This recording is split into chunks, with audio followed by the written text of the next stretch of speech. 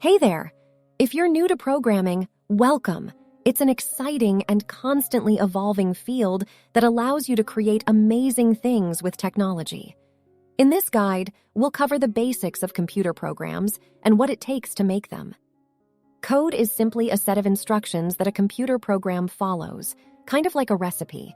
And just like a recipe tells you what ingredients to use and how to cook your food, code tells your computer what to do. Programmers create these programs by writing source code, which is basically a list of commands typed into one or more text files. It's kind of like writing a story, but instead of characters and plot, you're writing commands and logic.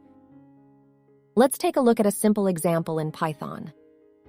In this code snippet, we're using the print function to display the message, "Hello world," on the screen.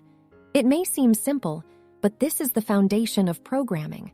And that's just the tip of the iceberg. With code, you can create all sorts of amazing things, from websites and mobile apps to video games and artificial intelligence. The possibilities are endless.